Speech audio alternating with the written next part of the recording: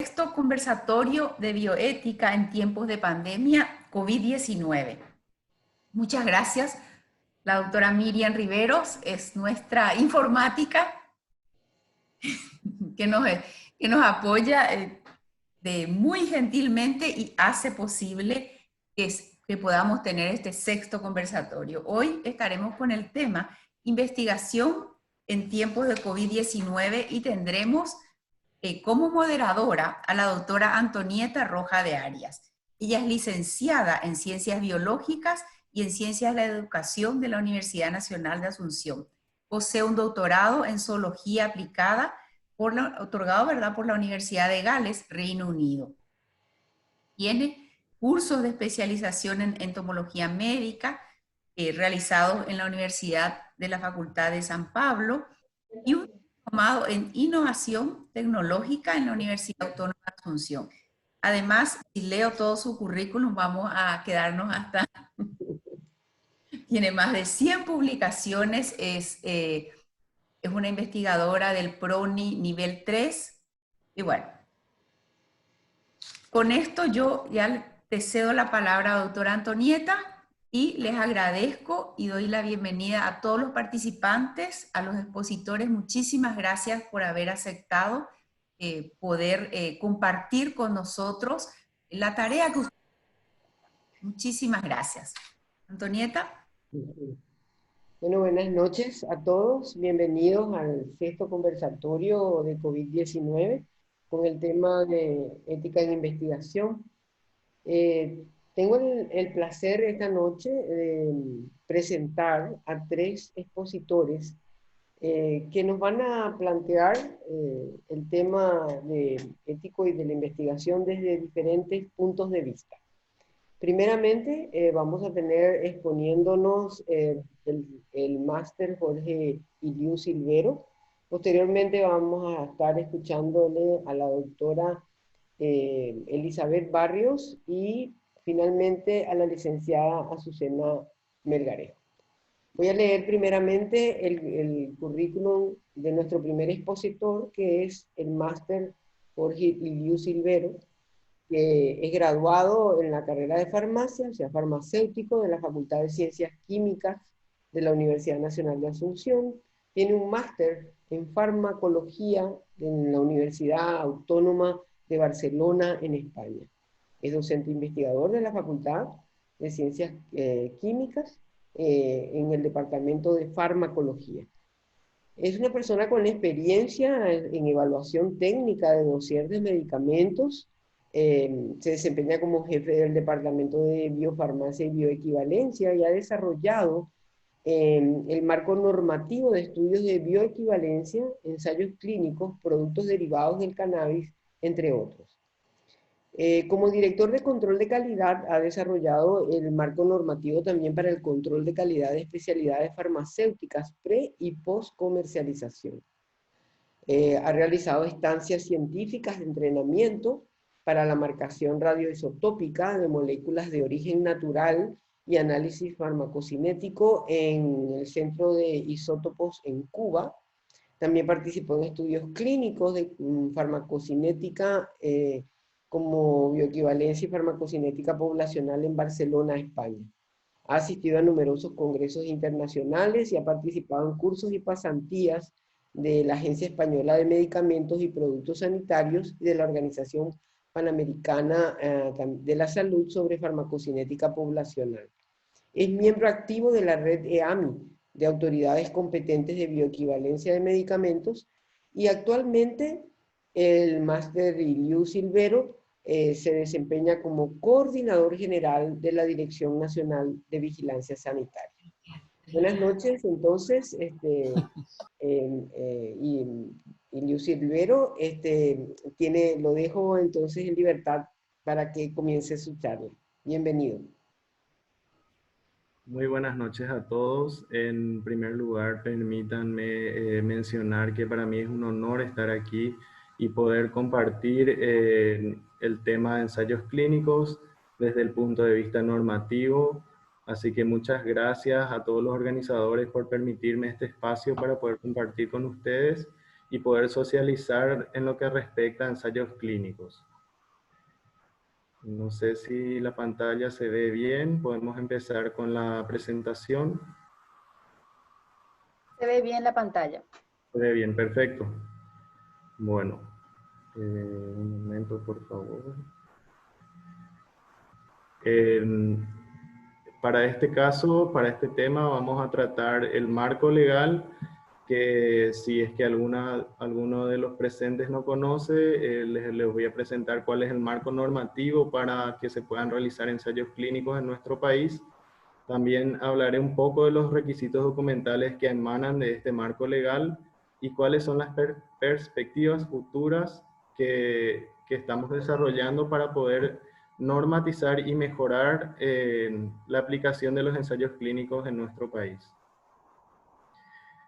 En primer lugar, tenemos una ley que es la 1119 del año 97 de productos para la salud y otros, que es la ley que autoriza a la Dirección Nacional de Vigilancia Sanitaria a normar y a controlar los ensayos clínicos. En su capítulo 5 podemos ver que en el artículo 30 se expresa que todos los ensayos clínicos tienen que ser previamente autorizados en concordancia con las buenas prácticas clínicas. Se imaginan que desde el año 97 ya se tuvo en cuenta que tengan buenas prácticas clínicas los ensayos clínicos que se realicen en el país, siempre respetando los derechos fundamentales de la persona y también los postulados éticos que afectan a la investigación biomédica, teniendo en cuenta la Declaración de Helsinki y sucesivas declaraciones.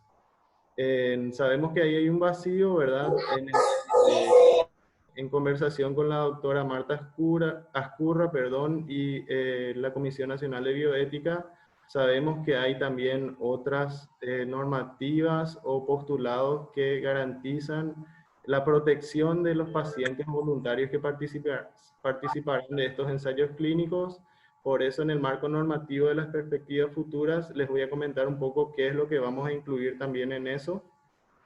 Y otra cosa muy importante que emana de la ley es que la Autoridad Sanitaria Nacional también está facultada para ordenar la interrupción cautelar de un ensayo clínico cuando no se cumplan las condiciones establecidas en el presente artículo. ¿Cuál es el marco normativo que reglamenta ahora mismo los ensayos clínicos en el Paraguay? Es una resolución Mercosur, que es la número... Escucho, gracias. ¿Sí? ¿Hay algún problema técnico? Hola. Les pido por favor a las que hay gente que ingresa que pongan silencio. Voy a ir poniendo en silencio, pero a veces se confunden. Perfecto, continúo.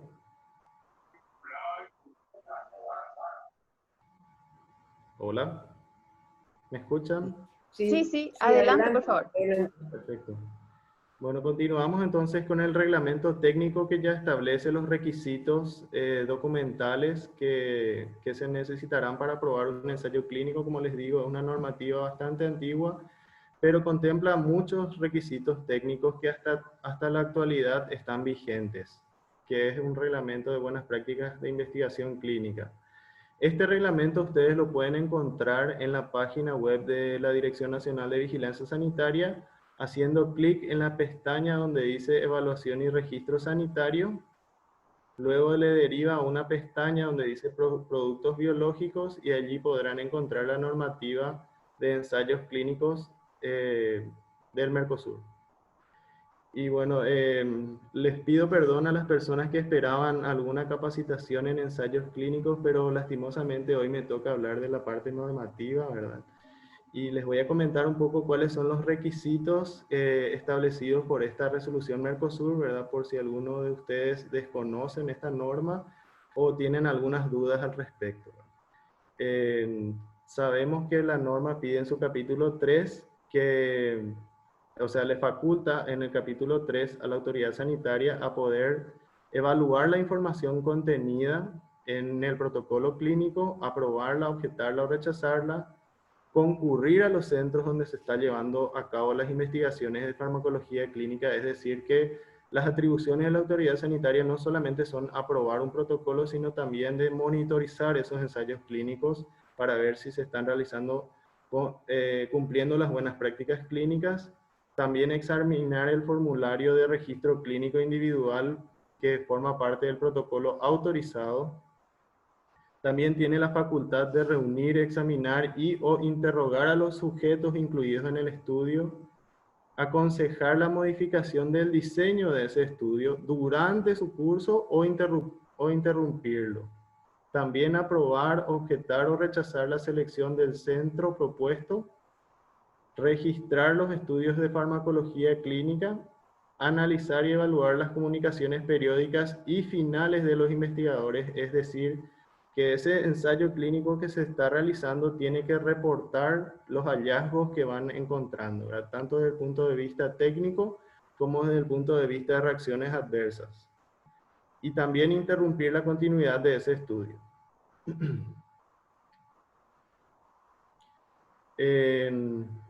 Dentro de un ensayo clínico hay atribuciones o responsabilidades directas al investigador principal. Por eso nadie quiere ser investigador principal, ¿verdad? Porque es el principal responsable de ese estudio clínico.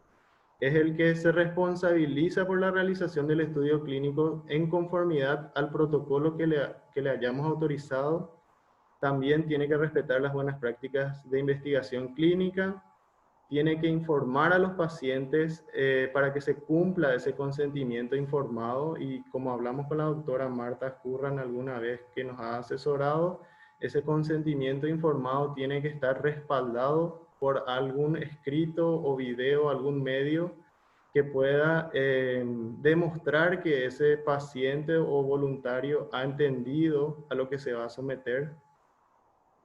Proponer y comunicar también a los comités de ética, de docencia e investigación, si los hubiere. Hay veces que pueden existir también, aparte del comité de ética, una aprobación por un comité de docencia e investigación, y también tiene que comunicar al patrocinante si lo hubiere. Y ellos se encargan de comunicar a la autoridad sanitaria. También tiene que archivar la información registrada y asegurar el volcado riguroso de toda la información que se obtuviere de ese ensayo clínico. Más atribuciones para el investigador principal, o responsabilidades, mejor dicho, son poner a disposición de la autoridad sanitaria toda la información que requieran los mismos, es decir, que no se puede negar a facilitar cualquier información que requiera la autoridad sanitaria o el comité de ética. También asegurar la confidencialidad de la información, y también cuando ocurriere una reacción adversa grave o inesperada, tiene que poner de inmediato en conocimiento a los comités de ética, al patrocinante si hubiere y al auditor externo si hubiere, para que estos comuniquen a la autoridad sanitaria.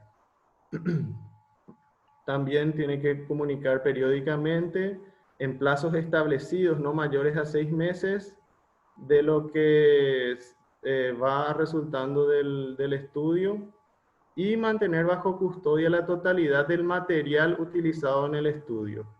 Por lo tanto, como les había comentado, el investigador principal es el principal responsable de que ese estudio clínico sea realizado de la manera correcta. También el patrocinante, si lo hubiere, si es que una industria farmacéutica, una organización, una fundación está patrocinando este estudio, tiene ciertas responsabilidades. Es el responsable de solicitar esa autorización frente al establecimiento de salud donde va a llevar a cabo el estudio. También solicitar a la autoridad de aplicación la realización de ese estudio. Proponer al investigador principal, que tiene que tener una solvencia científica demostrable. Facilitar también al investigador principal toda la información preclínica que se tenga de esa molécula que se va a estudiar. También asegurar la vigilancia del estudio mediante la monitorización del mismo, y asegurar el cumplimiento de la presentación de las comunicaciones. Bueno, y la documentación que se debe presentar, voy a decirles así de manera general, ¿verdad? Que que como ustedes saben se necesitan los datos del currículum de los investigadores, el consentimiento informado de los investigadores y de los participantes, la declaración jurada firmada por los investigadores, ya sea de Nuremberg o de Helsinki. También nosotros pedimos que se cumplan las pautas de CIOMS, autorización del Comité de Ética de Docencia, y una fotocopia de la declaración de Helsinki, dice, porque en su momento era la declaración que estaba de moda. Como sabemos, hay actualizaciones.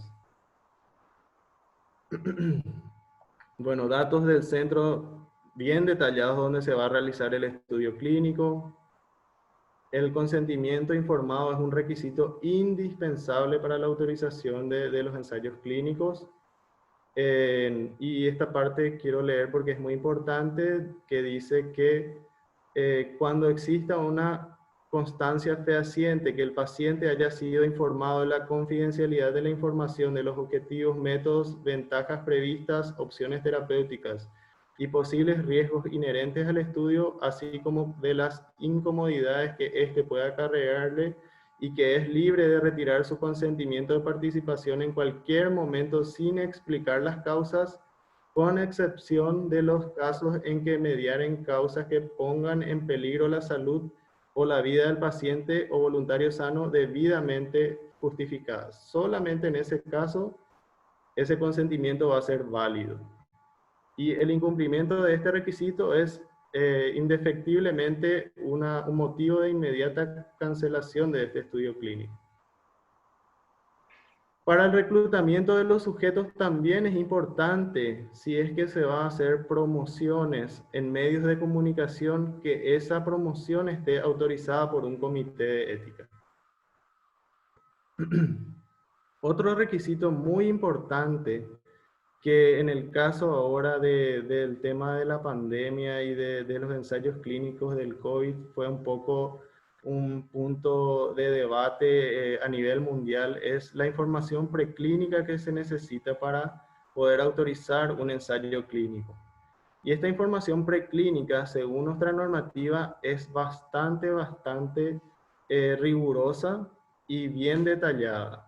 Pero como ustedes saben, en el caso de estas moléculas, en un intento de desesperación de encontrar una forma de paliar esta pandemia, sabemos que en FDA o en EMA se han tenido en cuenta fast track o métodos abreviados para el caso de la hidroxicloroquina, por ejemplo, o el remdesivir, y fueron obviadas ciertos ensayos preclínicos, ¿verdad? Pero en este caso, cuando la molécula es nueva, entonces sí es importante presentar una información preclínica muy robusta. Por ejemplo, pide materiales y métodos, pide el plan experimental detallado, los animales utilizados, por la cepa, el sexo, edad, etcétera, etcétera. Los resultados también de estos ensayos preclínicos tienen que estar bien detallados, y tiene que haber una evaluación crítica e independiente de la interpretación de los autores. O sea, el método estadístico o de análisis de los datos no tiene que dar lugar a arbitrariedades. La discusión de los resultados y conclusiones, bibliografías, inclusive para los excipientes, pide que se detallen los excipientes de la forma farmacéutica del medicamento que se va a ensayar, y que si existiera excipientes que nunca se usaron en la medicina humana, se presente un estudio completo de la seguridad de los mismos.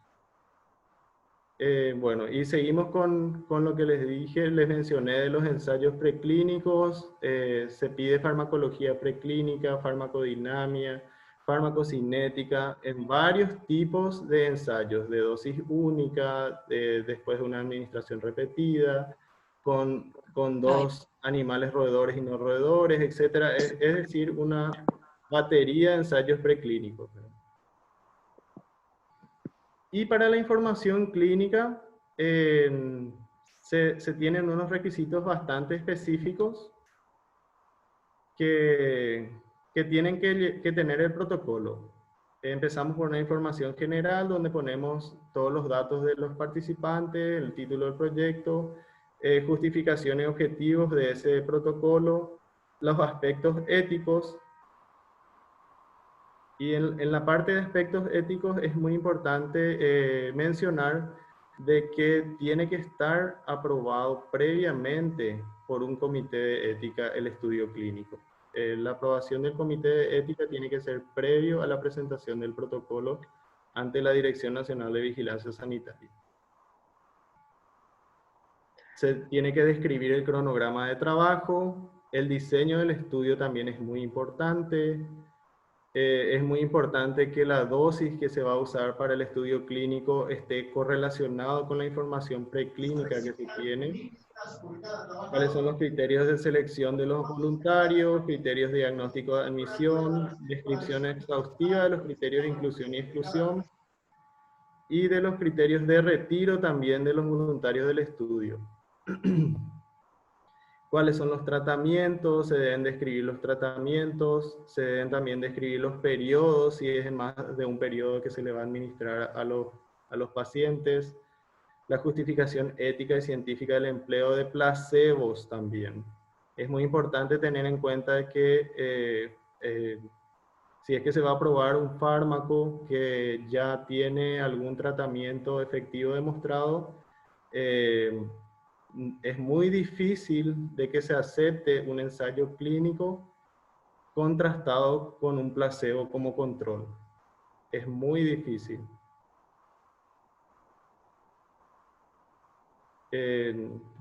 También se tiene que tener en cuenta los datos de evaluación de eficacia, los datos de eventos y eventos adversos, cómo manejar esos eventos adversos y cómo informar esos eventos adversos. Todo eso tiene que estar detallado en el protocolo. La aplicación práctica también. Y el registro de la información, cómo se hará el registro de la información individual de cada uno de los pacientes que forman parte del estudio. Después también es importante que se describa la metodología de análisis de los datos estadística a emplear. La bibliografía, el resumen del protocolo, como ven, un sinfín de requisitos previos plasmados en un documento denominado Protocolo de Investigación Clínica, en los cuales el investigador principal, por sobre todo, se compromete a llevarlos a cabo tal cual están plasmados. Y si hubiera un cambio durante la ejecución de ese protocolo por un motivo técnica y éticamente fundamentado, entonces se debe solicitar ese cambio antes de realizarlo. Algo muy importante que tiene que describir el protocolo es el tratamiento post finalización del ensayo clínico, que según las pautas de CIOMS es importante de que eso esté garantizado en caso de que se demuestre la eficacia del tratamiento que se evalúa en el ensayo clínico.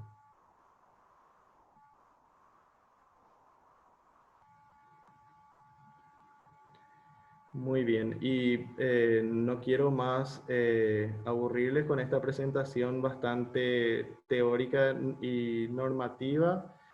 Para finalizar, nada más quería comentarle que en el caso de los estudios de bioequivalencia, tenemos unas resoluciones recientemente aprobadas el 11 de marzo del 2020, que son específicas para los estudios de bioequivalencia. La resolución 92 es una guía técnica en donde se establecen todos los requisitos específicos para realizar estos estudios de bioequivalencia, y en la resolución 93 donde habla de los estudios de bioextensión, que como ustedes saben son estudios in vitro.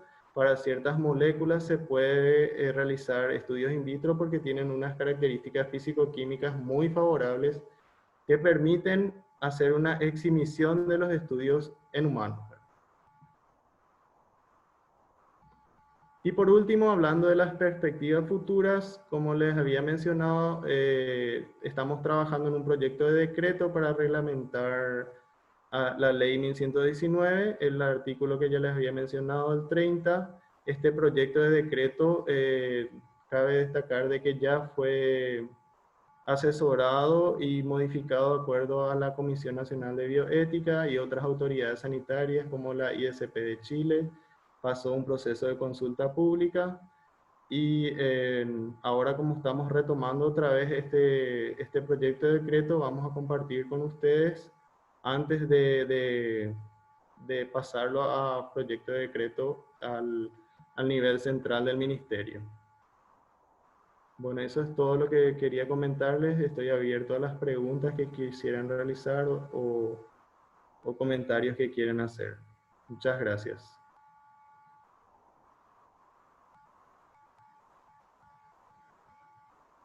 Bueno, muchas gracias, Master Liu. Vamos a pasar ahora a las preguntas. Hay una pregunta en el chat Sí. de la doctora María Lucila González, que pregunta justamente, que creo que prácticamente respondiste ahora, que en qué estado está el proyecto de norma regulatoria.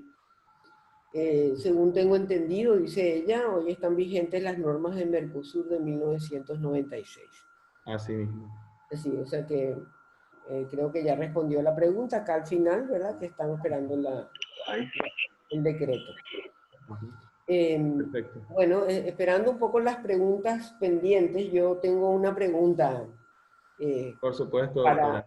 para hacerte, Jorge, que sería, vos dijiste en tu presentación que era difícil que se apruebe un ensayo con un placebo. ¿Por qué te parece? ¿Por qué dicen que es difícil, por ejemplo? ¿Cuáles son los requerimientos o las exigencias que se ponen para que eso no se haga? O que sea difícil hacer. Es difícil desde el punto de vista ético, justamente del tema que nos viene a la cuestión. Por ejemplo, para un producto que se va a utilizar para el tratamiento del cáncer, sabemos que un paciente que no tenga su medicación puede ser riesgosa para la vida. Entonces es prácticamente imposible, a no ser que no exista tratamiento previo para ese cáncer. Ahí sí podemos utilizar un placebo para un estudio de superioridad, que sí o sí va a ser superior, me imagino, ¿verdad? Si preclínicamente ha demostrado alguna actividad, probablemente sea superior, ¿verdad? Están también los estudios en embarazadas que otros países permiten, ¿verdad? Como la FDA, Estados Unidos permite estudios en embarazadas. Para nosotros es muy difícil esa situación. Dependería del tratamiento o de la eficacia que quiera demostrarse con ese fármaco. Si es específico para embarazadas, el tratamiento podría ser una opción. De lo contrario, no. Sí. Bueno, acá María Lucila quiere hacer un comentario. ¿Le podemos habilitar a María Lucila un poco, Miriam González? Sí, ella puede habilitar el audio. Sí. Hola, ¿qué tal? ¿Qué tal? Buenas tardes. Acá veo que María Antonieta, Marta Ascurra dice de terminar con las presentaciones. Podemos dejarlo para después, como ustedes, como los moderadores digan.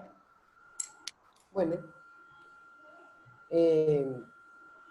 Entonces vamos a Con continuar respecto, después con las preguntas. Dale. Hay una pregunta también de Andy Márquez, bueno, que haríamos entonces al final, aunque yo preferiría ya evacuar esta pregunta de Andy Márquez porque después en el chat no la vamos a poder observar después porque están entrando una serie de preguntas. Andy Márquez pregunta si un ensayo clínico se realizara en varios centros asistenciales, se requiere la aprobación por comité de ética institucional por cada centro a aplicar el ensayo en sus pacientes. Ejemplo, en clínicas, IPS o Ministerio de Salud Pública. sea, si cada institución tiene que presentar el comité, la aprobación del comité de ética, o basta una aprobación de un comité de ética de alguna de las instituciones. La aprobación del comité de ética tiene que ser de todos los centros donde se va a realizar el estudio. Puede presentarse una sola vez, pero tiene que abarcar a todos los centros donde se va a realizar el estudio.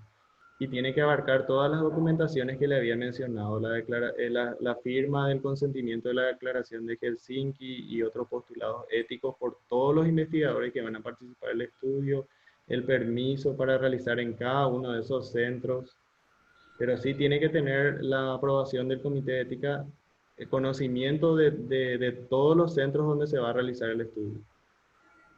Muy bien. Lucila, si querés brevemente hacer tu intervención para entonces pasar a la otra presentación. Le quería hacer una consulta a Jorge de hoy en día. ¿Cuál es el tiempo regulatorio que ustedes estiman desde la presentación de un ensayo clínico, de un protocolo, hasta la aprobación? Sabemos que una de las cosas que hace de alguna forma un poco atractivo o un lugar donde se pueden hacer ensayos clínicos es justamente que los tiempos aprobatorios sean fluidos y dinámicos. Entonces te quería preguntar, en la experiencia que hoy tiene la agencia, ¿cuál es el tiempo que ustedes calculan y estiman para aprobar un protocolo? Qué bueno que me haces esa consulta, porque justamente ahora con la nueva administración, desde que asumimos hace 2 meses, hemos cambiado un poco el flujo de trabajo, pero justamente nos tocó también en este tiempo de pandemia, ¿verdad? Y sabemos que hay ensayos clínicos que no pueden esperar, y el tiempo de aprobación está entre 1 a 2 semanas nada más, porque por ejemplo, el ensayo Solidarity es un ensayo multicéntrico que se está haciendo en todo el mundo, y no podemos detenernos tanto tiempo en evaluar algo que ya está aprobado por países mucho más sofisticados que el nuestro. Sí, o sea, si uno mira los números de otros países, se considera un buen tiempo aprobatorio 60 días. Claro. Con un tiempo aprobatorio de ese tiempo que estás hablando, obviamente hablando en el contexto de la pandemia, o sea, la agencia. Claro, esa es una excepción.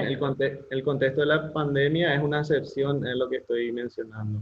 Claro. Pero un ensayo clínico que no tiene aprobación en el mundo ya haría más tiempo.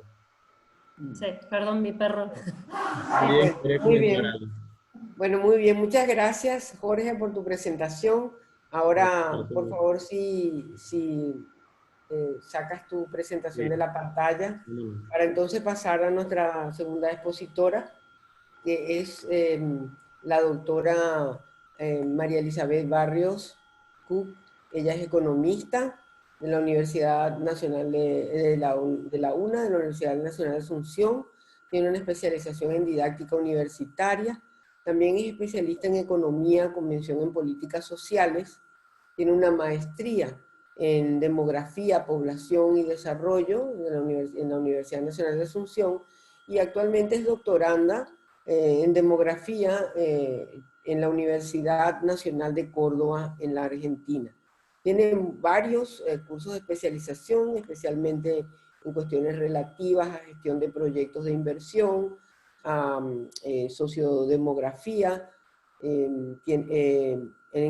con relación también a cursos de perfeccionamiento en bases cuantitativas, y se ha desempeñado en varios cargos como investigadora en temas socioeconómicos, investigadora de la Oficina de Desarrollo Humano del PNUD, fue directora también general de Estadística, Encuestas y Censo, directora de Investigaciones y Estudios Estratégicos del Ministerio de Salud Pública, y actualmente es la directora general de Planificación y Evaluación del Ministerio de Salud Pública. Así que bienvenida, Elizabeth, el piso es tuyo. Bueno, muy buenas noches. ¿Me escuchan? Sí, se escucha bien. Perfecto.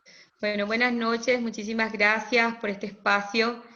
Voy a hacer alusión justamente a una expresión que encontré y que me pareció muy interesante, de uno de los últimos documentos que publicó el Programa Regional de Bioética de la OPS, que decía que la investigación con seres humanos durante las emergencias debe contar con garantías éticas aún mayores, ¿verdad? Así que creo que se ajusta muy bien a este espacio, a esta discusión, por eso felicito a los organizadores. Inicialmente estaba previsto que esta presentación lo hiciera la doctora Cristina Caballero, pero bueno, ahora se dieron unas circunstancias, ella está en otra función dentro del ministerio, y igualmente yo estuve como directora de investigaciones y ya estuvimos trabajando sobre estos temas. Básicamente quiero compartir con ustedes dos puntos. Uno es que la existencia de la Dirección de Investigación y Estudios Estratégicos del Ministerio de Salud, y por otro lado una resolución, ¿verdad?, que determina la obligatoriedad de presentación de protocolos en esta dirección.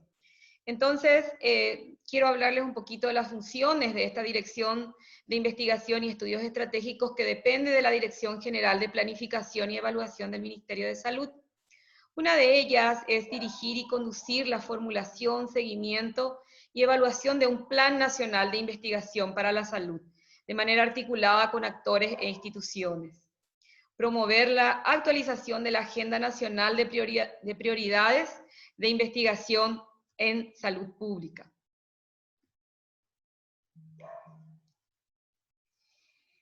Básicamente, las funciones están divididas en tres grandes, digamos, aspectos. Por un lado, la rectoría y coordinación, por otro lado, la promoción de investigaciones y la capacitación. Dentro de la rectoría y coordinación, una de sus funciones es coordinar la Secretaría Ejecutiva del Sistema Nacional de Investigación para la Salud.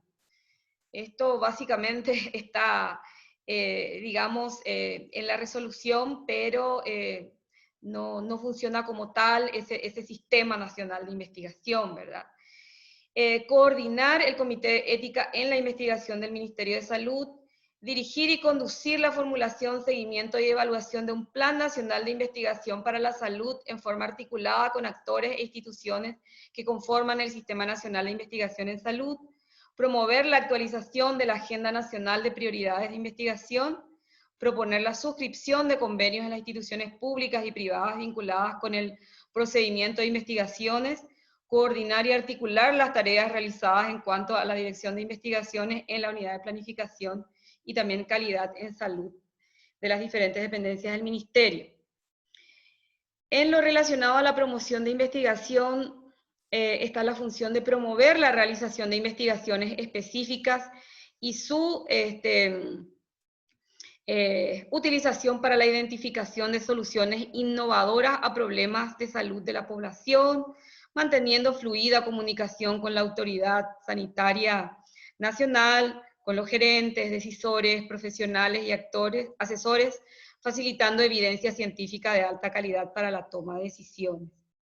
Y el otro aspecto relacionado a la capacitación, mencionaré estos dos puntos principalmente, la de evaluar periódicamente el desarrollo de capacidades institucionales, producción, uso y aplicación del conocimiento, y por otro lado, identificar y organizar los vínculos con instancias facilitadoras para la formación de recursos humanos en el área de investigación, con énfasis en dependencias pertenecientes al Ministerio de Salud. Estas son algunas entonces de las funciones de esta dirección. Este es el organigrama, tiene 3 departamentos: el Departamento de Cooperación y Alianzas Estratégicas, el Departamento de Proyectos de Investigación y el Departamento de Revisión y Publicaciones Científicas.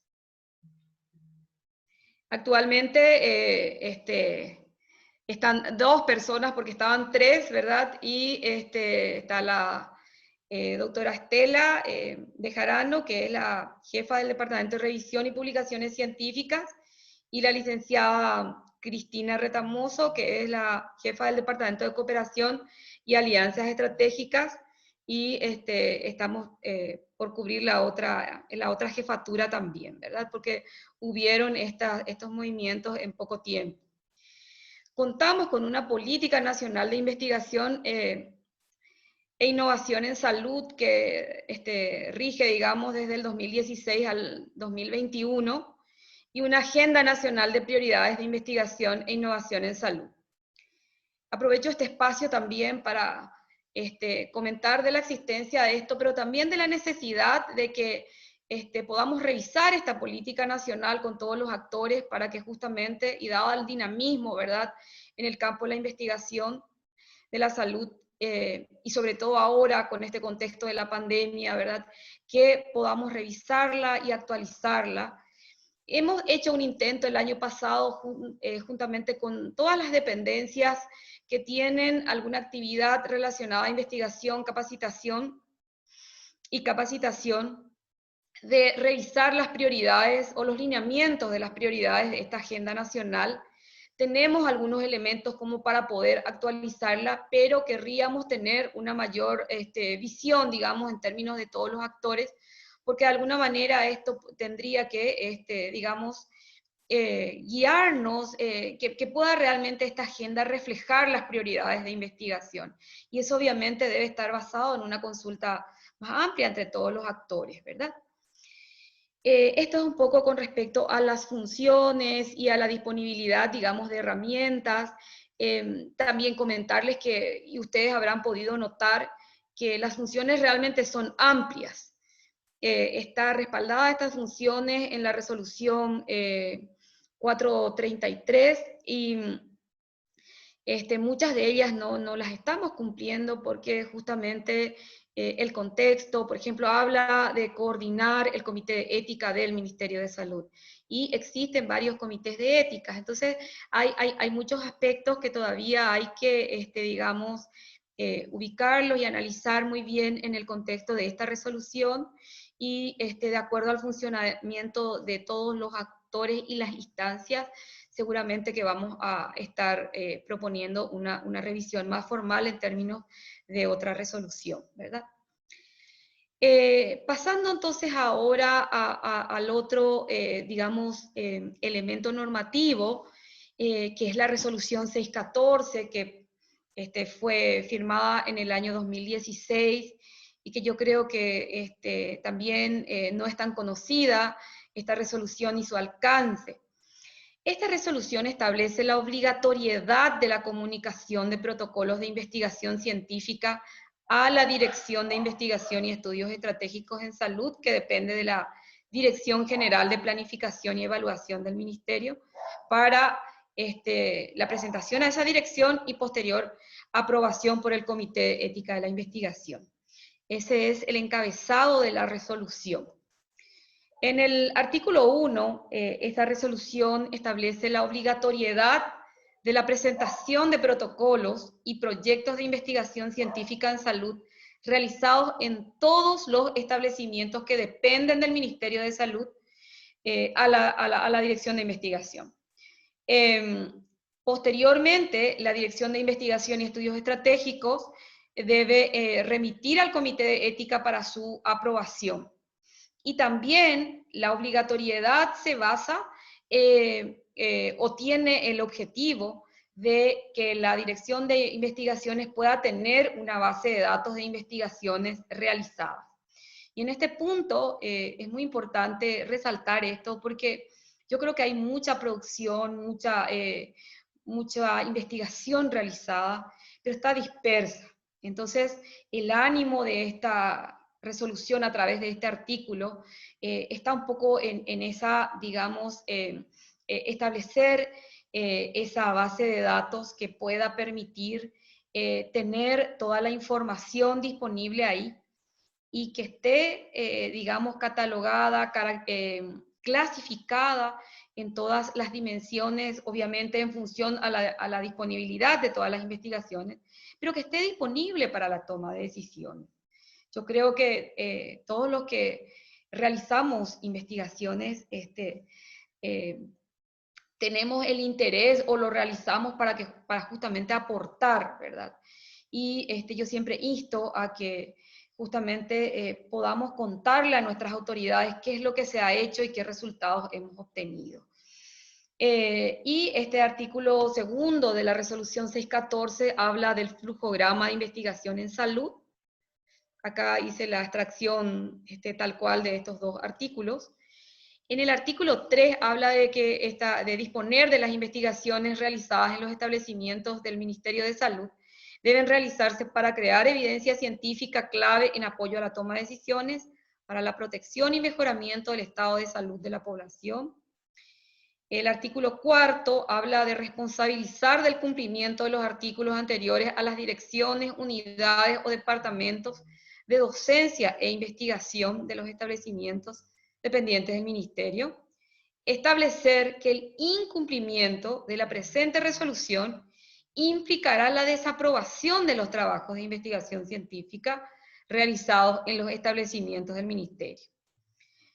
Y los trabajos de investigación tienen que cumplir un procedimiento que está establecido también en esta resolución. Habla de un protocolo de investigación con las partes principales del mismo, ¿verdad? Un plan de difusión que hay que presentarlo, un plan de costos también, la fuente de financiamiento y todos los documentos relacionados a los investigadores y a las instituciones asociadas, ¿verdad? También en este anexo, digamos, se habla de la presentación ante el Comité de Ética en la Investigación del Ministerio de Salud para su aprobación por dicho comité. Y acá hace alusión de vuelta a la función de coordinación de la Dirección de Investigaciones con respecto al Comité de Ética, ¿verdad? La aprobación por la dirección, justamente según las líneas de investigación del Ministerio, que justamente en la actualidad lo hacemos en función a esta agenda de prioridades y a la Política Nacional de Investigación. Y finalmente presentar todos los documentos de aprobación por el Comité de Ética y la Dirección de Investigación a los investigadores solicitantes, o sea, como un proceso de devolución. Estos, de alguna manera sintética, digamos, representa un poco lo que está en ese flujograma según la resolución 614. O sea, el protocolo debe ser presentado a la Dirección de Investigaciones. La Dirección de Investigaciones analiza la estructura de protocolo. En ese sentido, el año pasado hemos realizado o elaborado una estructura, digamos, para el protocolo y una guía. Esa tarea lo hemos realizado en consulta con los colegas del laboratorio, del Comité de Ética, del Laboratorio Central y también con los técnicos de la Dirección Nacional de Vigilancia Sanitaria. Y hemos, digamos, concluido en una proforma, de una estructura, de un protocolo que se adapte en general a los requisitos de estas dependencias, pero obviamente cuando se trata de un ensayo clínico tiene otros requisitos que justamente después les voy a mostrar, es un flujo que estamos trabajando para que ese proceso sea más ordenado, ¿verdad? Y luego nosotros lo que hacemos es remitir al Comité de Ética, actualmente remitimos todos los protocolos que nos llegan al Comité de Ética del Laboratorio Central, y ellos obviamente también miran toda la forma y también los aspectos éticos, obviamente, y nos remite el dictamen o el informe, y nosotros comunicamos eso al investigador. Entonces, viendo un poco estos pasos y digamos que en este flujo no está contenido de manera más específica lo relacionado a los ensayos clínicos, entonces nos hemos reunido en varias oportunidades, el año pasado sobre todo, y hemos propuesto un flujo de entrega de documentos, que es una propuesta que ya ha sido aprobada por el CCI, ¿verdad? El Comité de Control Interno del MESIP, el año pasado, el 30 de diciembre del 2019, ya pasó por esa instancia este flujo, y que ahora lo vamos a, digamos, incorporar en una propuesta de una nueva resolución que pueda adendar en esta parte a la resolución 614. Básicamente hemos trabajado en 3 flujos de entregas de, digamos, de documentos. Este sería en el caso de que sea un protocolo que provenga de alguna dependencia o que el investigador sea de alguna dependencia del Ministerio de Salud. En este caso, el investigador entrega el protocolo con todo, digamos, adaptado al protocolo y a las guías de la Dirección de Investigaciones. Nosotros hacemos esa revisión que he comentado, lo realizamos conforme a esta guía y también a las guías, a las áreas prioritarias de investigación. Y luego, si hay una observación, si los documentos están incompletos, porque ya nosotros en nuestra guía pedimos el formato del consentimiento informado que va a aplicar el investigador, también todo lo relacionado a la propiedad intelectual de la investigación, a cómo va a ser nombrado en las fuentes, ¿verdad? Una serie de requisitos también que tenemos que normalmente los protocolos no entregan, y también la responsabilidad, quién es el investigador principal, el CV, y la institución a la cual está adscripta y con la cual se va a realizar la investigación. Entonces, si están todos esos documentos, nosotros le enviamos eso al Comité de Ética. Como les comenté, en este momento estamos trabajando con el Comité de Ética del Laboratorio Central, con la licenciada Azucena y todo el equipo, y ellos analizan, cuando tienen el dictamen, nos envían, y eso está aquí en el paso 3, ¿verdad? El paso 4 es cuando nosotros ahí nos comunicamos con el investigador, y un aspecto también que hemos incorporado en nuestra guía y en este flujo, es que los investigadores nos envíen un avance de sus investigaciones y el resultado final. Porque a la fecha hay un proceso, digamos, de aprobación en los comités, pero después no sabemos si se realizó o no la investigación, qué resultado ha obtenido, ¿verdad? Y obviamente para poder cumplir con ese propósito del artículo 1 que les había mencionado de la resolución 614, de tener un banco de todas las investigaciones, entonces es preciso que nos remitan, y por eso hemos hecho también una carta, una proforma de carta firmada con este compromiso. Y esto es básicamente cuando se trata de investigaciones que provengan de dependencias del Ministerio de Salud y que no sean ensayos clínicos. El segundo es justamente cuando se trata de un ensayo clínico que provenga de alguna dependencia del Ministerio de Salud o esté relacionada al Ministerio de Salud. Entonces, en ese caso, seguimos con el mismo proceso. En el paso 1, el investigador envía el protocolo a la Dirección de Investigaciones, lo evaluamos, lo remitimos al Comité de Ética, que es el paso 2. El paso 3, ellos nos remiten digamos, el informe de la revisión, y ahí nosotros nos comunicamos de vuelta con ese informe, con el investigador, y le informamos que a partir de ahora debe, digamos, entrar en el siguiente flujo, que es el propio, digamos, de la Dirección Nacional de Vigilancia Sanitaria, que es el paso 5, que si hay patrocinador, bueno, ahí empieza entonces, digamos, todo el proceso y los requisitos, requisitos específicos que tiene la Dirección Nacional de Vigilancia Sanitaria.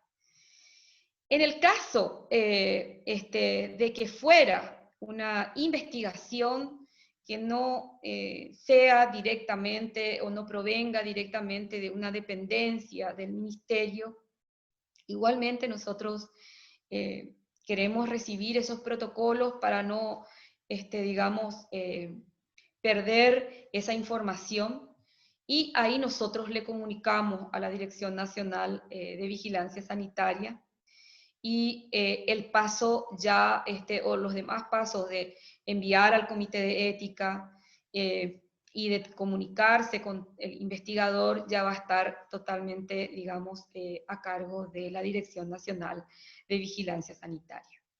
Esto, como les digo, estos 3 flujos es una propuesta para adendar la resolución 614. Ya hemos pasado por esta instancia de aprobación del CCI, del MESIP, en donde están congregados todos los representantes de las principales dependencias del Ministerio de Salud.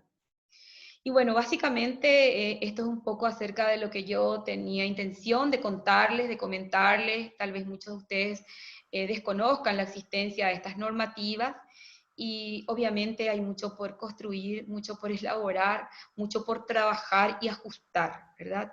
Y le decía yo a la doctora Marta, lo tenemos que hacer de manera interconectada, de manera consulta con todos los actores, y obviamente también hay un componente importante que tenemos que fortalecer, que es el de la capacitación, ¿verdad?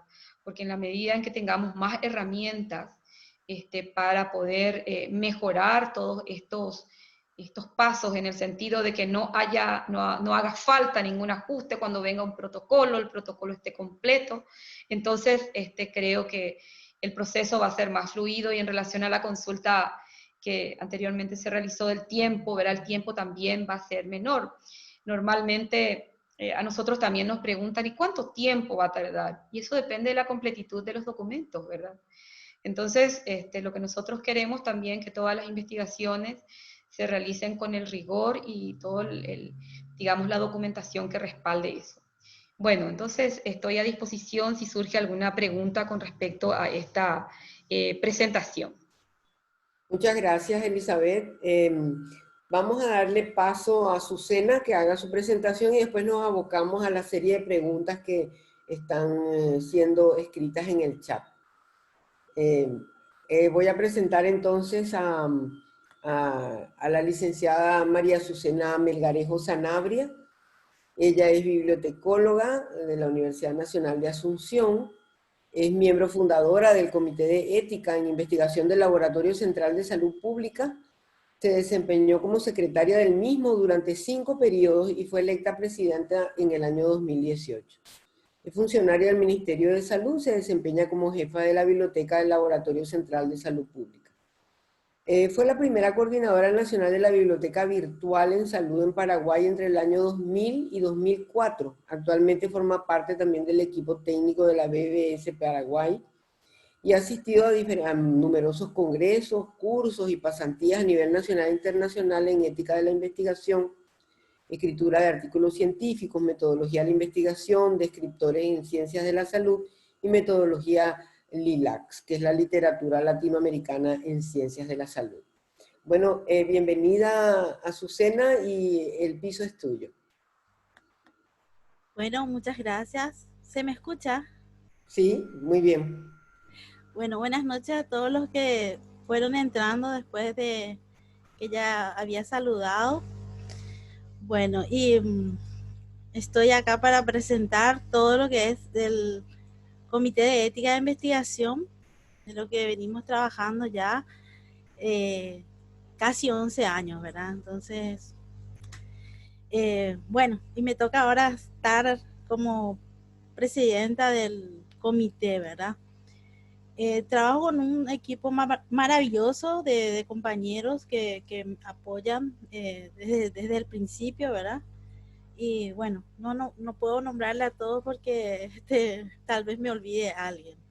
Bueno, pero ¿qué es el Comité de Ética de Investigación del Laboratorio Central de Salud Pública? Ese es un poco lo que estamos queriendo saber, ¿verdad? Y bueno, es un órgano autónomo, institucional, interdisciplinario, pluralista y de carácter consultivo, creado para evaluar y examinar protocolos de investigación desde la perspectiva de bioética.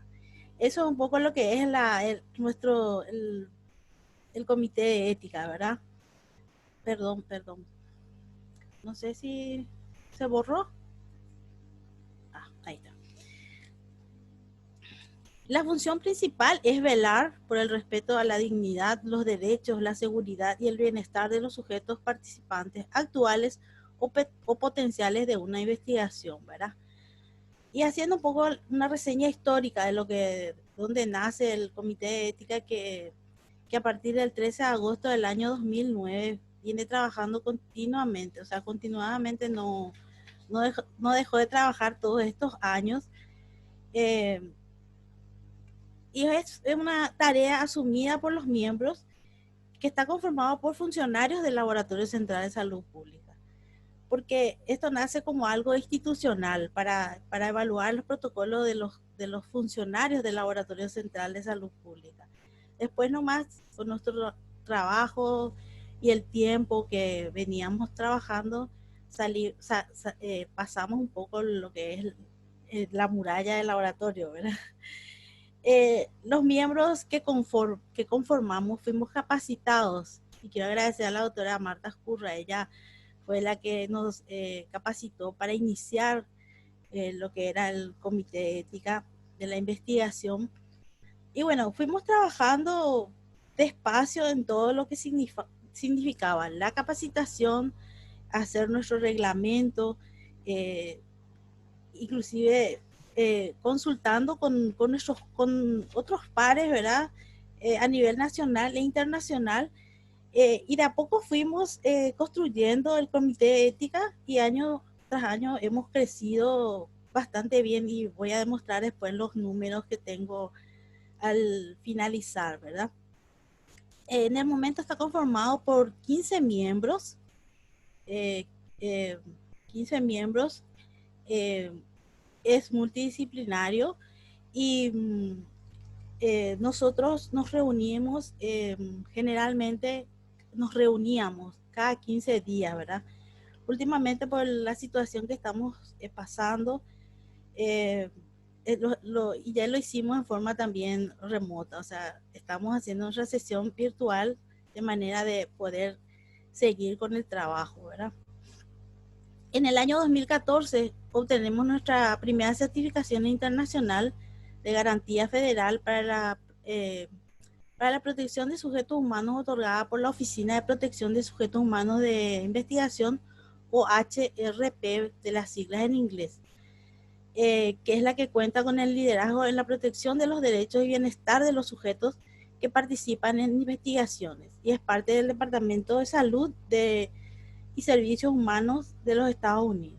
Y el 14 de noviembre del 2018 tenemos una segunda certificación internacional que está vigente hasta el 2021. Ahí están los datos de lo que es la certificación, y demuestra que el laboratorio, o sea, el Comité de Ética del Laboratorio está activo. Esta certificación internacional nos permite a nosotros evaluar protocolos tanto a nivel nacional como internacional. Entonces, también vamos a ver los números.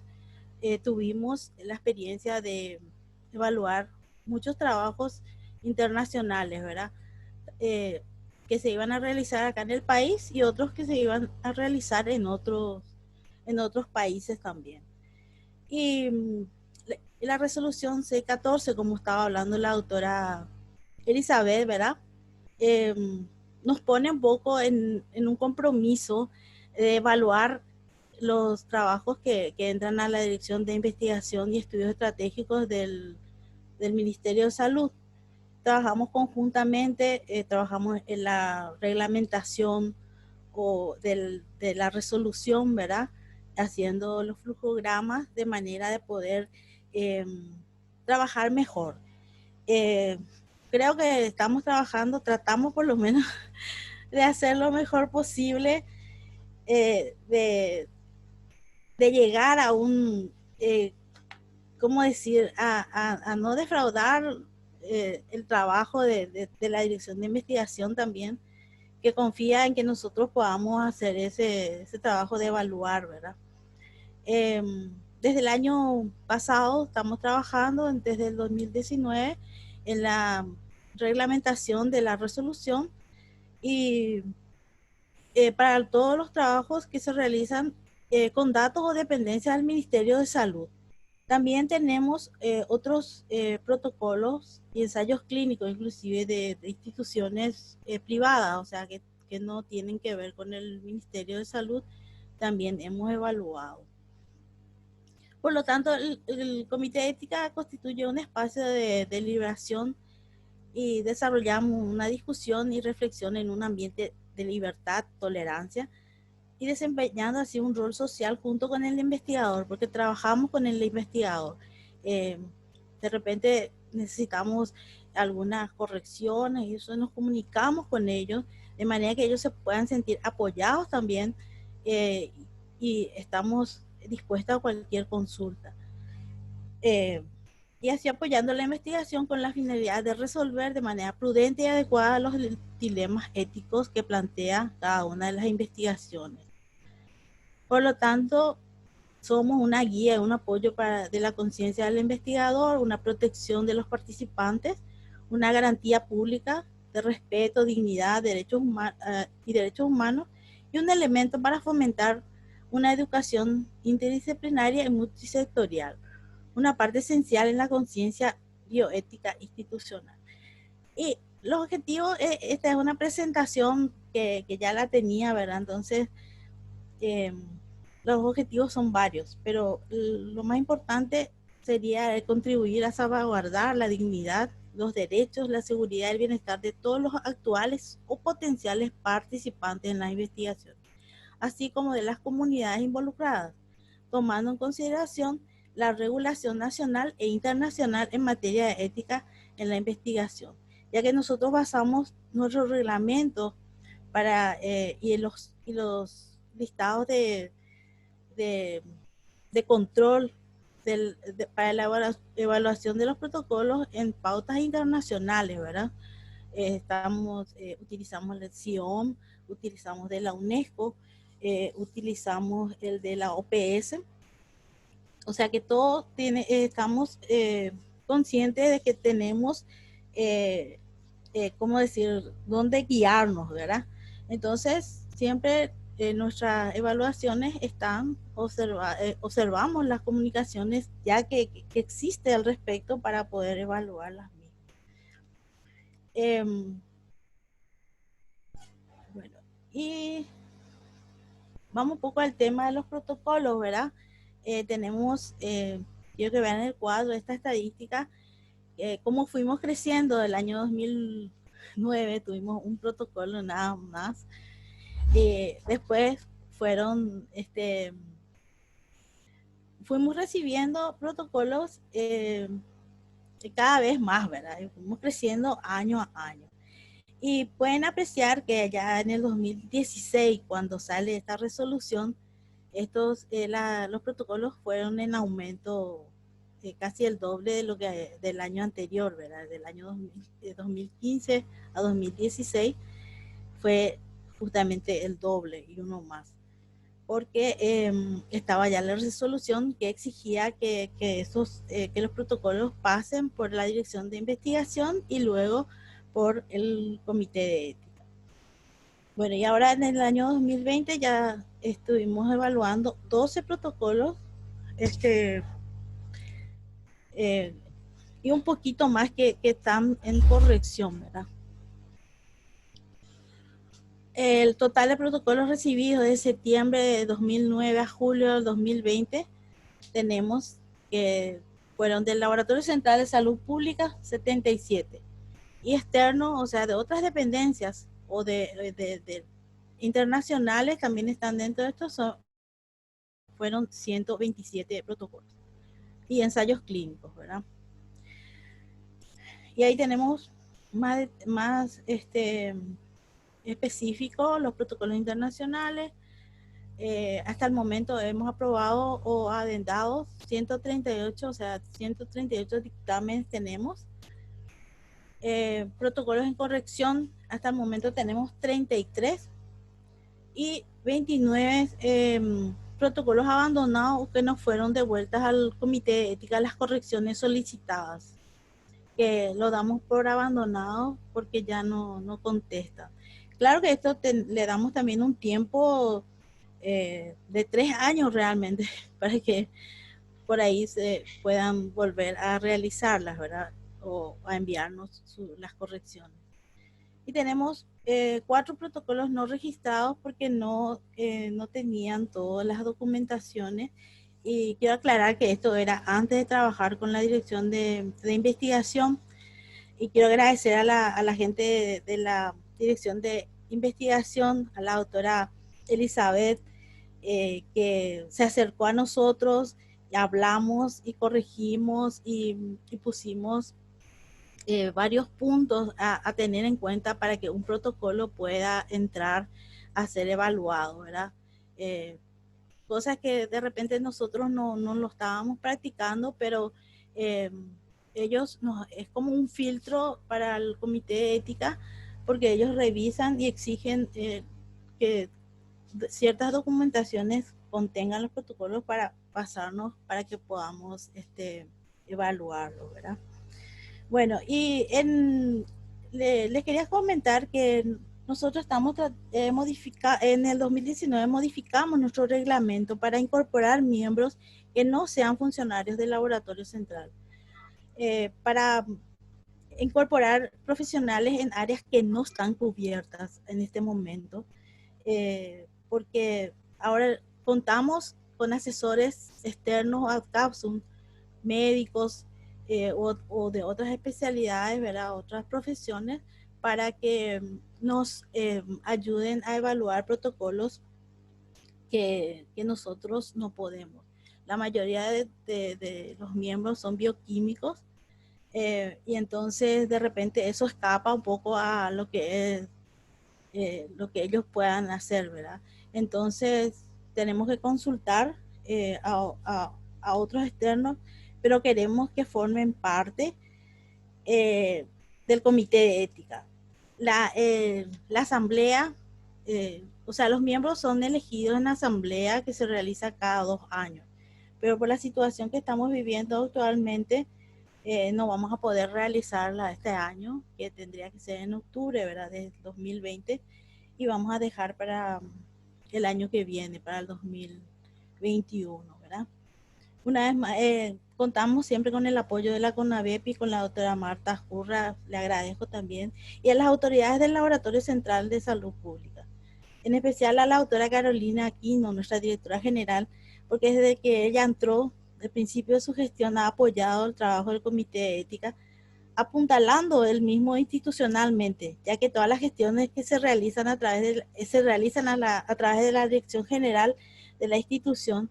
Entonces eso también nos da un apoyo fundamental para que nosotros podamos realizar nuestro trabajo.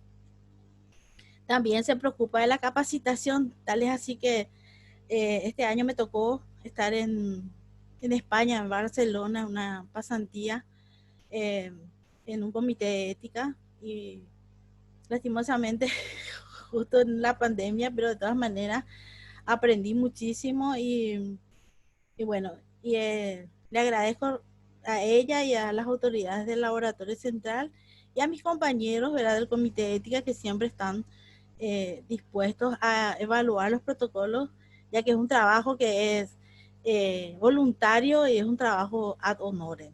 No, nosotros no percibimos nada, y aparte de eso tenemos nuestras tareas diarias que a veces se hace difícil hacerlo, y lo hacen, si evalúan protocolos, lo evalúan fuera del horario de trabajo, ¿verdad? Entonces quiero destacar eso y agradecerles que siempre le estoy andando atrás y hinchándole a todos para que puedan evaluar, pero es un equipo maravilloso.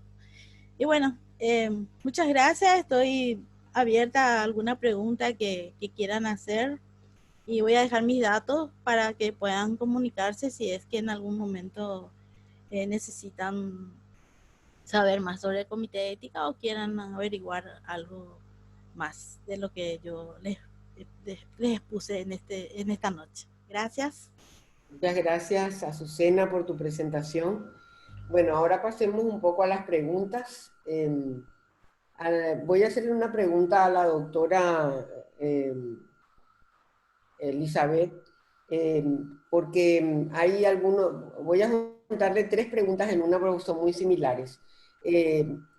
Se consulta si el flujograma que presentaste, Elizabeth, al final, si esos flujogramas están vigentes, quieren saber, y cuánto tiempo duraría, sobre todo el de ensayos clínicos, pasar por ese flujograma.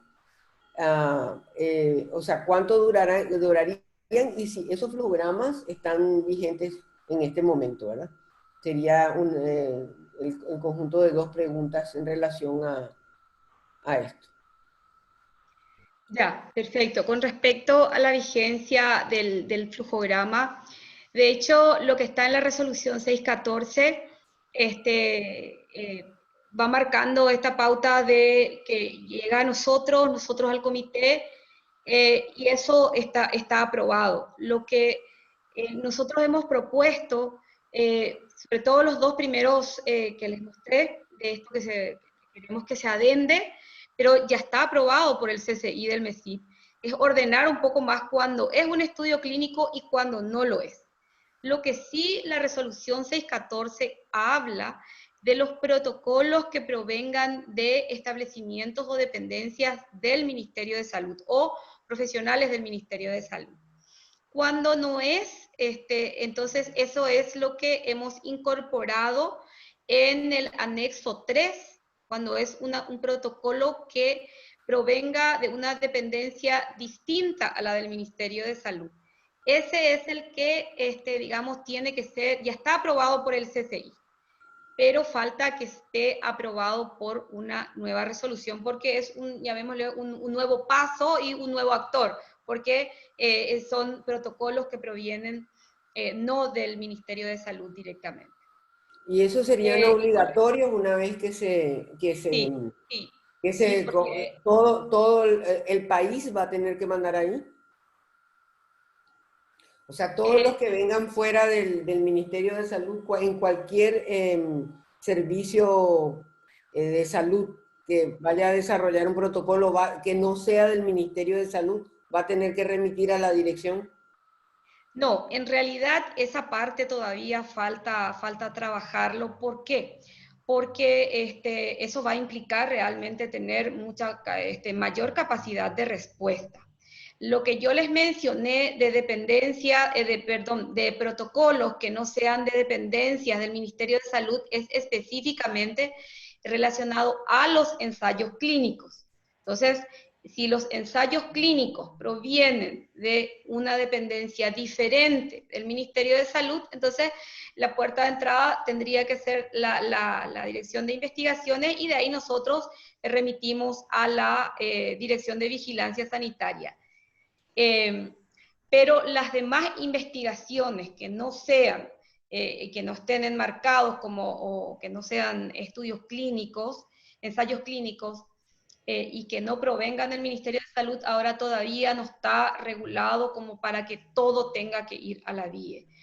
Yo creo que eso, más temprano que tarde, va a converger hacia eso, porque necesitamos articularnos, pero eso todavía requiere de una conversación un poco más profunda dentro de las dependencias del Ministerio de Salud, porque tenemos que tener capacidad de respuesta en todos los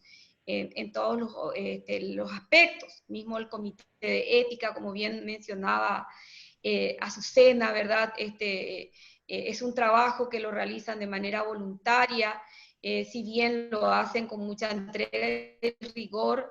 En la medida en que tengamos mayor cantidad de protocolos que evaluar, va a requerir crear también más comités, y eso justamente también es un tema pendiente, ¿verdad? Que yo creo que con la doctora Marta y las demás instancias vamos a ir trabajando, es algo pendiente. En la medida en que eso se consolide, yo creo que sí, todas las investigaciones tendrán que converger por la Dirección de Investigaciones, por lo menos dentro del ánimo de la resolución 614 y de la creación de la misma Dirección de Investigación.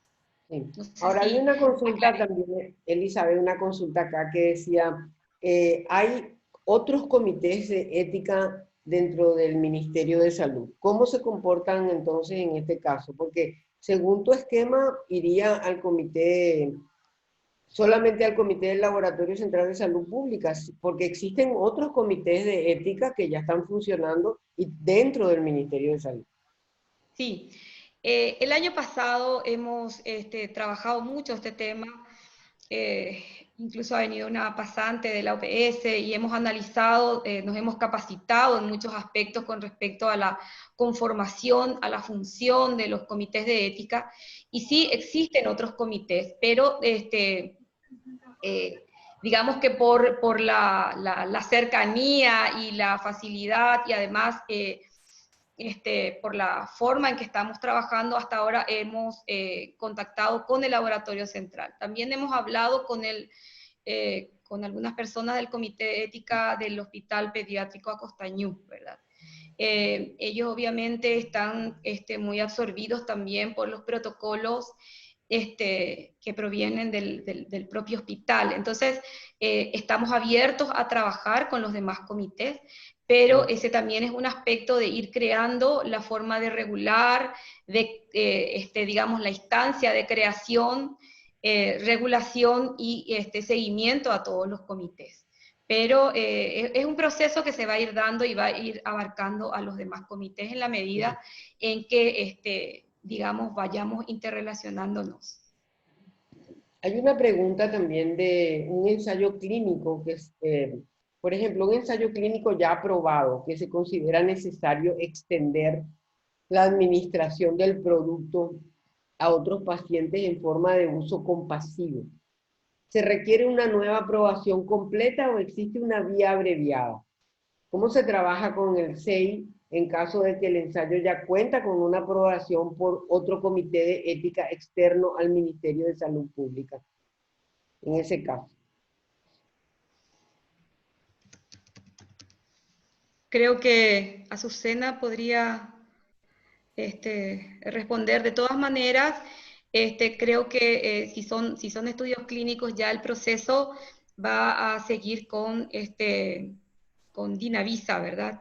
Y de todas maneras, nosotros tendríamos que recibir una comunicación, ¿verdad? Porque acá dice que el ensayo clínico ya aprobado, ¿verdad? Está aprobado ese y tiene que hacer una extensión de la administración del producto. O sea, tiene que modificar en cierta manera. Discúlpame, Antonieta, según las regulaciones internacionales, ese es un estudio de extensión, es otro protocolo y se debe volver a aprobar, se debe volver a poner a consideración. A veces se presentan los dos protocolos juntos, el protocolo inicial, digamos, del fase 3, y cuando se ven los estudios intermedios, los análisis intermedios, que la droga va funcionando y va generando un efecto beneficioso y eficaz, ya se presenta el estudio de extensión. Son dos protocolos diferentes habitualmente, por lo menos en mi experiencia en investigación clínica en oncología, tengo 15 años de experiencia en investigación, nosotros presentamos un nuevo protocolo. Sí, nosotros también solicitamos otro protocolo para cualquier cambio, adenda que tenga que presentarse, ¿verdad? Pedimos un nuevo protocolo de manera de estudiar ese. Con respecto a él, dice de un comité externo al Ministerio de Salud Pública. Si es de un comité externo, ya sea nacional o internacional, pero que tiene que ver con dependencias del Ministerio de Salud o datos del Ministerio de Salud, entonces entra como un nuevo protocolo en el comité de ética. No seguimos nosotros la aprobación de otros, hacemos nuestra evaluación totalmente. O sea, no se considera entonces, si existe un comité externo, ustedes no desestiman ese comité. No desestimamos. Nosotros hacemos una evaluación de nuevo, o sea, como si fuera un nuevo protocolo que entra en el comité. Bueno, sí. Pero no toman en cuenta. Tenemos en cuenta, sí, que está aprobado, lo tenemos en cuenta, porque tuvimos muchos casos ya que vienen con una aprobación inclusive de otros países, ¿verdad? Pero nosotros hacemos la evaluación al protocolo desde el principio. Lo hacemos de esa manera. No sé si puedo hacer un comentario, María Antonieta. Sí, cómo no, adelante. En general, en la experiencia que tengo en Argentina de haber investigado en investigación clínica farmacológica en oncología, lo que se sugiere y que sugiere la norma de la ANMAT de investigación, que es la Agencia Regulatoria Argentina, es que cada institución tenga su propio comité de ética. La justificación de esto es que cada institución conoce su realidad, conoce las patologías que se tratan en esas instituciones, Obviamente, por ejemplo, el INCAN es difícil que pueda, a lo mejor sin consulta con expertos o demás, analizar un proyecto en pediatría, o le va a costar más analizar un proyecto, por ejemplo, en pediatría, donde nosotros, infeccioso, por ejemplo, de un antibiótico. Obviamente que todos los comités tienen que estar preparados, pero cada institución conoce mejor que nadie su realidad, está conformado generalmente, las regulaciones internacionales hablan de que esté constituido por participantes de la comunidad que usan la institución y que conocen las falencias o las necesidades de la institución. Entonces yo creo que es importante que cada institución pueda tener su propio comité de ética, y cuando no, se subroga, digamos, se subroga al comité de ética más cercano o que sugiere la agencia regulatoria.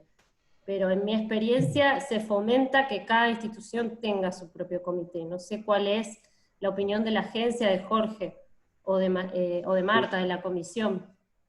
Por favor, si me dan la palabra un momento, quisiera opinar. Bueno, adelante, Jorge. Doctora Lucila, entiendo perfectamente cuál es la postura de la ANMAT, y justamente mencioné en mi ponencia de que pueden existir estos comités de docencia, que son los comités internos también, por llamarlo de otra manera, que poseen los centros de investigación, hospitales y demás. Ellos se encargarán de ver la parte técnica y específica del estudio clínico que se va a realizar, pero desde el punto de vista ético nosotros necesitamos que no haya conflicto de intereses y sea evaluado por un comité de ética externo al centro donde se va a realizar la investigación.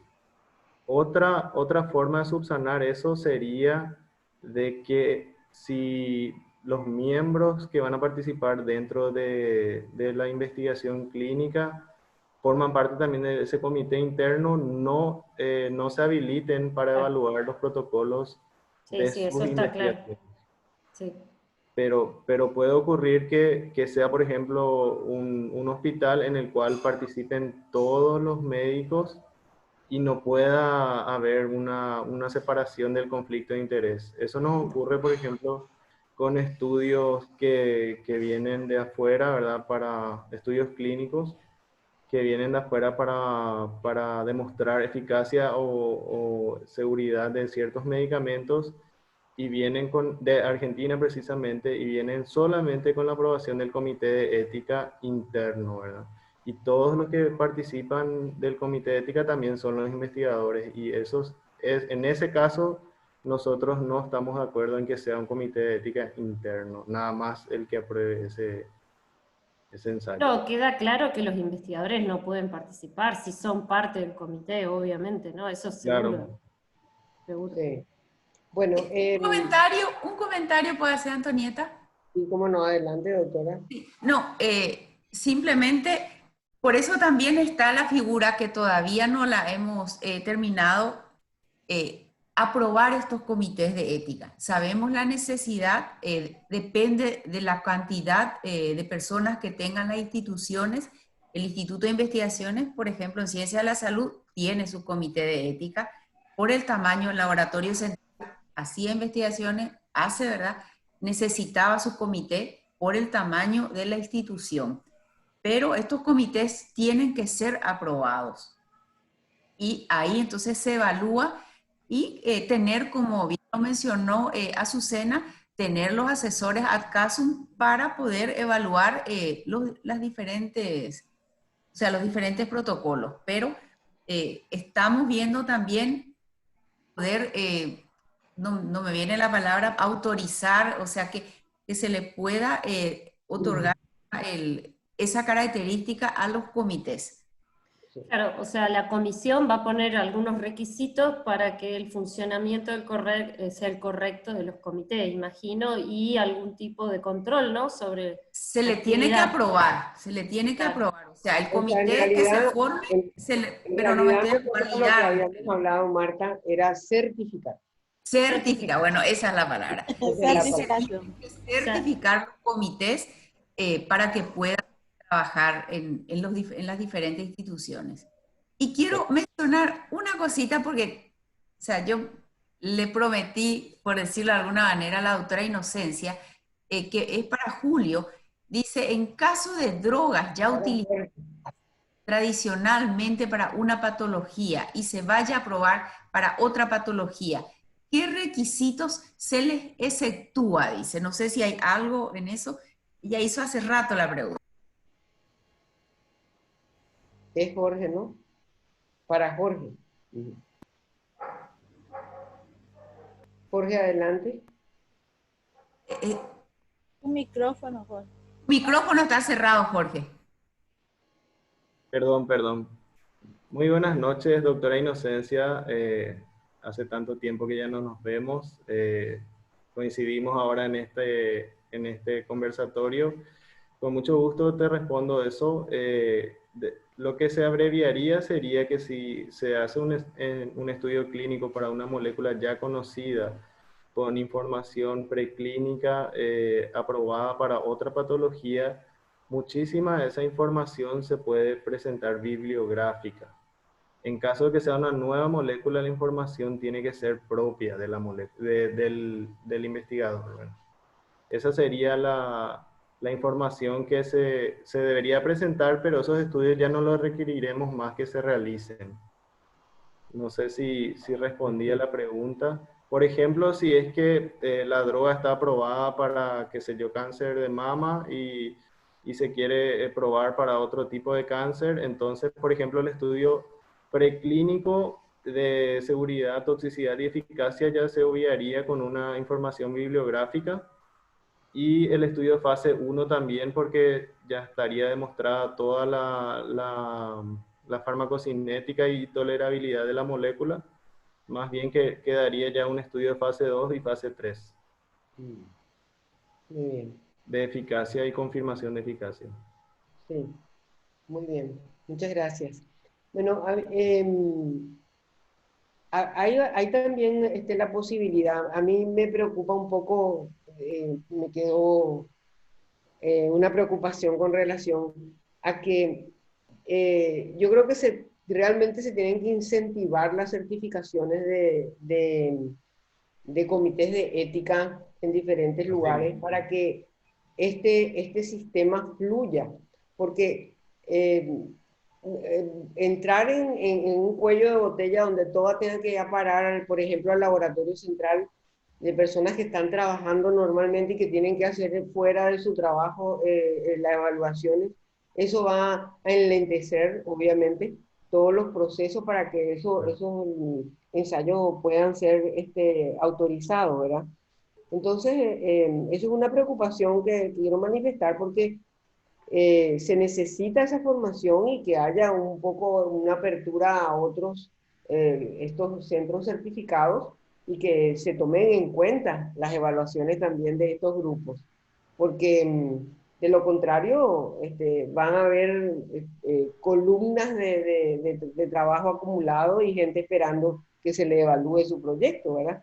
Y eso para un investigador que es su trabajo, ¿verdad? Porque claro, profesionalmente cada quien tiene su actividad, pero la profesión del investigador es eso, es desarrollar esos protocolos.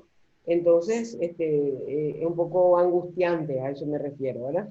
Si es Sí, que sea mucho tiempo, sí, que pase claro, mucho tiempo y claro, no porque tenga es respuesta. el trabajo de la persona que está parado porque está lento, porque solo entra en un cuello de botella y no sale más.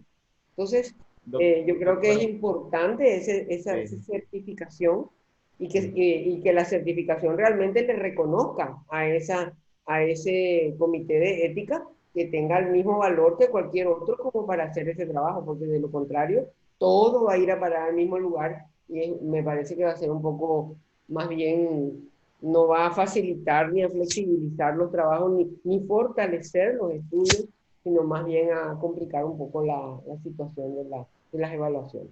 Sí, para nosotros, por ejemplo, el Comité de Ética del Laboratorio Central, también podríamos enviar las investigaciones de nuestra institución a otro comité, ¿verdad?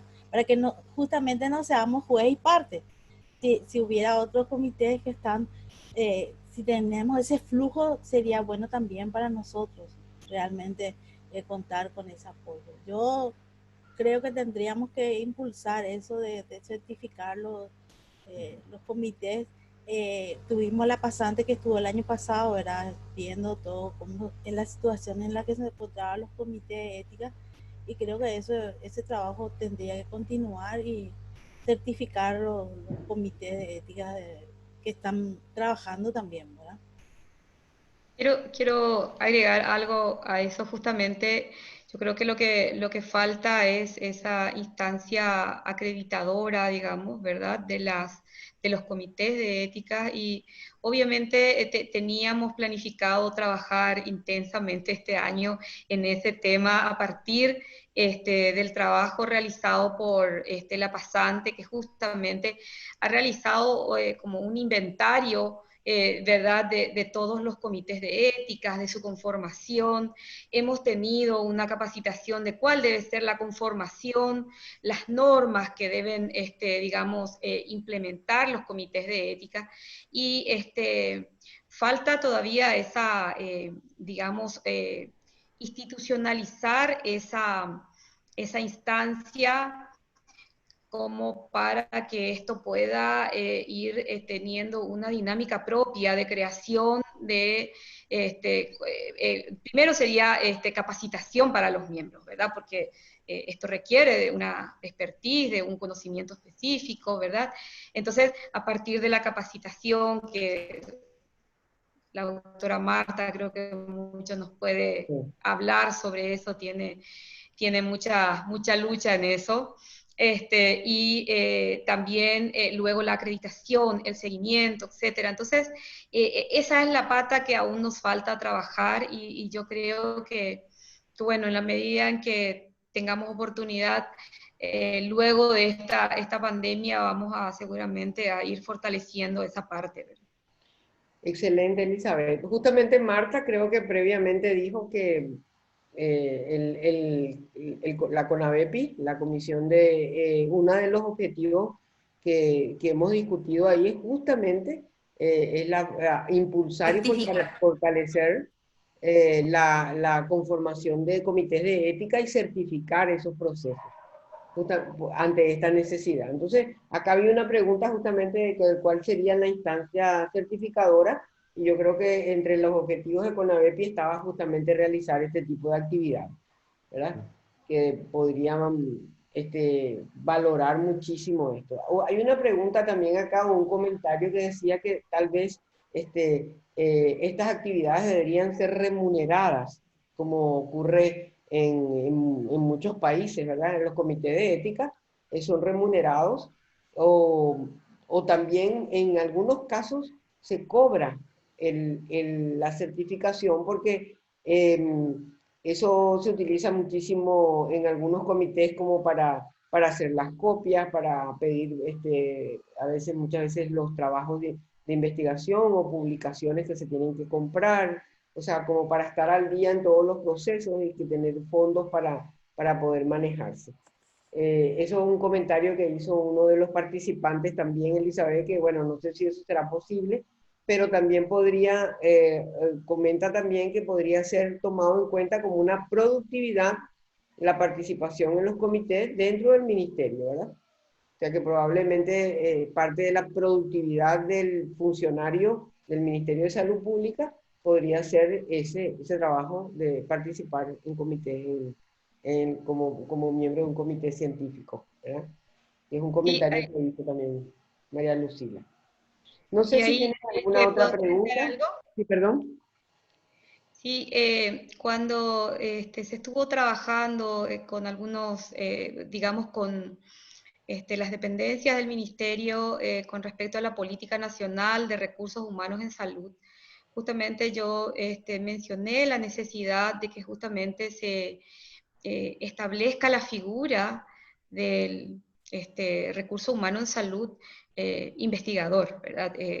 Y eso podría ir justamente de la mano con estas tareas también en los comités de ética, ¿verdad? Necesitamos que ese trabajo sea visibilizado como tal, ¿verdad? Como investigador. Entonces, por lo menos yo he solicitado en su oportunidad la incorporación de esta figura. Obviamente que eso también después tiene su implicancia operativa, digamos, de cómo eso se va a gestionar y cuando también apruebe esa política nacional. Excelente, excelente. No sé si hay alguna otra pregunta entre los participantes. Bueno, Marta, bueno, yo quiero agradecer la participación de estos profesionales que tuvimos hoy, excelentes las presentaciones. Muchísimas gracias, Elizabeth, por tu tiempo para explicar todos estos planes excelentes que tienen, que van a ayudar muchísimo al proceso de organización, sobre todo de lo que son ensayos clínicos en el país. También a Azucena, felicitarla por su dedicación a esto, al Laboratorio Central y al Comité de Ética, con ese grupo fabuloso que hay ahí de gente que está permanentemente adiestrándose, ¿verdad? Y también a Jorge por esta presentación sobre los pasos que hay que cumplir y que se tienen que tomar en cuenta cuando se quiere hacer un ensayo clínico, ¿verdad? Que parece muy importante, puesto que a veces nosotros hemos en años pasados, muchos años anteriores, entrábamos en las redes de la Organización Mundial de la Salud y entrábamos a ver ensayos clínicos en Paraguay y había una lista como de 13 ensayos clínicos y nadie sabía de dónde se estaban haciendo ni qué era lo que estaba pasando. Y era muy angustiante, ¿verdad? Porque había sí listados de ensayos clínicos que se realizaban acá en el país. Y no, el ministerio no tenía conocimiento, ¿verdad? Directo, digamos, ¿verdad? De lo que estaba ocurriendo.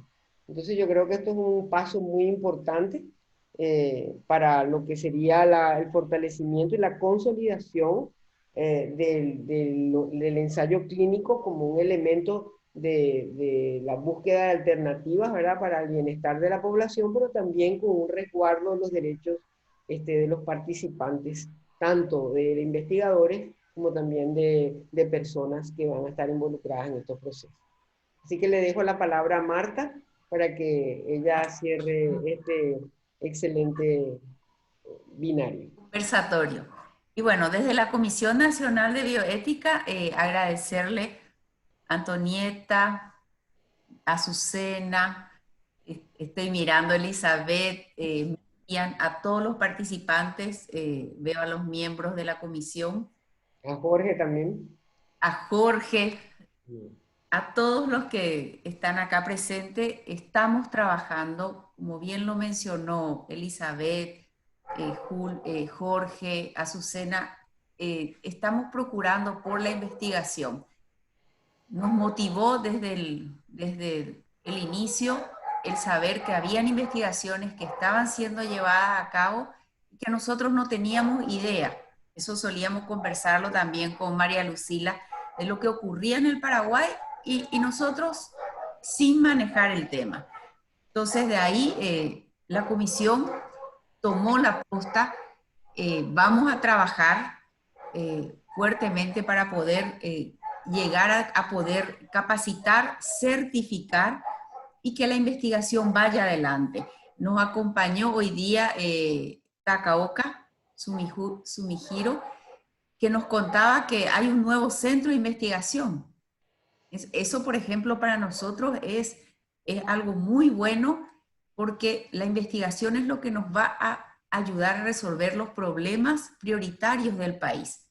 Entonces, tenemos que trabajar y seguir apoyando, apuntando a que se realicen investigaciones en el Paraguay, pero investigaciones con ética, donde el consentimiento informado esté presente siempre, el monitoreo, como decía Jorge, donde uno pueda parar si algo no está correcto y podamos, acá como lo están diciendo, fortalecer a todos los comités de ética en investigación a través de las capacitaciones y trabajar con todos. Entonces, les agradezco por que hayan aceptado la invitación y que nos hayan contado, porque acá entra ensayo, luego pasa a la dirección de investigación y luego pasa al comité de ética. Esos son los puntos fundamentales.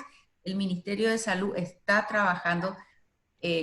Yo tengo las prioridades, porque estuve leyendo bastante, está mucho el tema de investigación. Lógicamente es difícil. Y esta pandemia también no nos facilita las cosas para poder reunirnos, pero a través de estos conversatorios vamos a seguir compartiendo.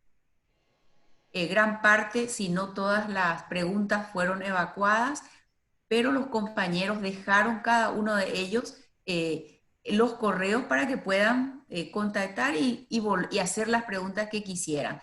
Este material ha sido grabado y será subido al Facebook de la CONAVEPI y estará disponible para todos los que quieran poder revisarlo. Entonces, con esto, siendo las 20:50 horas, tuvimos bastante tiempo. Muchísimas gracias a todos por la presencia, por la paciencia también. Y nos vemos en el 7º conversatorio en unos días. Muchísimas gracias. Buenas noches a todos. Buenas noches. Hasta luego. Gracias, Miriam. Gracias a todos por su participación. Gracias. Chao, gracias. Chao, Elizabeth, gracias.